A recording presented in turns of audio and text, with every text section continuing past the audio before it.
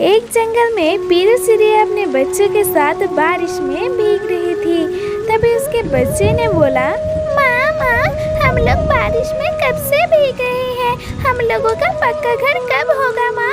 हमने जब से जन्म लिया है तब से घर में दुख ही दुख है। आप कुछ कीजिए ना माँ।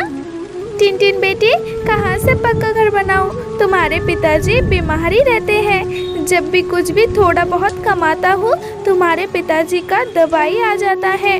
अभी तो हमें ऐसे ही दुख झेलना होगा बेटी। और तो और मुझे तुम्हारे बहुत चिंता हो रही है। घर में कुछ भी नहीं है पैसे दहेज देने के लिए।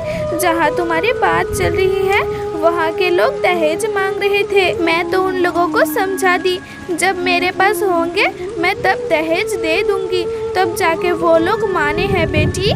पीरू चिड़िया अपने बेटी के साथ बात कर रही थी कि तभी बारिश रुक जाती है।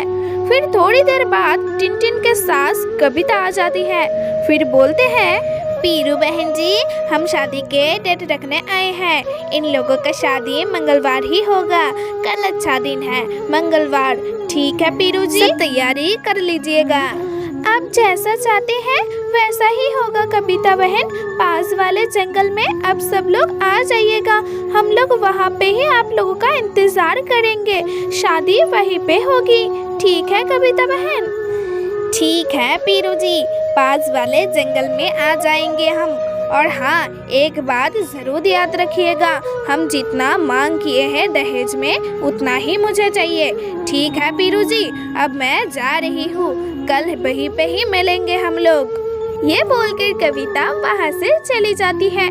इधर पीरू चिड़िया सोच में पड़ जाती है कि मैं दहेज इतनी जल्दी कहाँ से लाऊं। ये सोच के पीरू चिड़िया कौवा के पास उड़ते उड़ते पहुँच जाती है।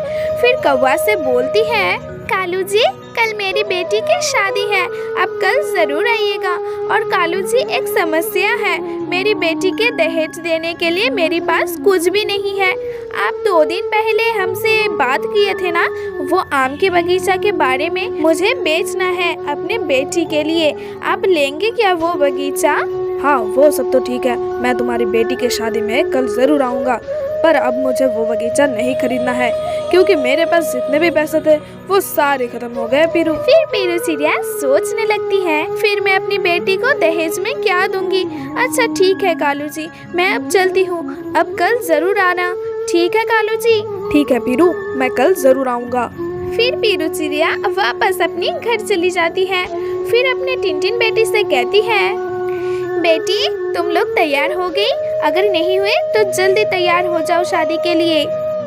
हाँ माँ, हम लोग तैयार हो गए हैं। तब जल्दी चलो बेटी, हम लोग लेट हो रहे हैं। फिर साथ में सारे पक्षी शादी के लिए उड़ते उड़ते दूसरे जंगल में पहुँच जाती है। पीरू चिड़िया को देखकर कविता कहती है, पीरू बहन जी, आप लोग आ गए हो बेटी को लेकर। समय निकला जा रहा है। पीरू जी, जल्दी से शादी करवाना होगा। बेटा बिट्टू, चलो शादी के लिए तैयार हो जाओ। जल्दी से माला लो और टिनटिन के गले में डाल दो। टिनटिन, तुम भी बिट्टू के गले में माला डाल दो। कविता बहन जी, शादी अब खत्म हो गई है। अब मेरी बेटी आपके घर के बहू बन चुकी है। आप इसे अपनी बेटी की तरह प्यार दीजिएगा कविता बहन जी। ठीक है पीरू बहन जी, आप बिल्कुल भी चिंता मत कीजिए, मैं एक बेटी की तरह प्यार दूंगी आपकी बेटी को। अब हम लोग घर के लिए निकलते हैं। अब आप लोग भी घर जाइए। फिर सारे पक्षी अपने अपने घर पहुँच जाते हैं। और टिनटिन के सास को दहेज ना देने की वजह से कविता उसे बहुत सताने लगती है।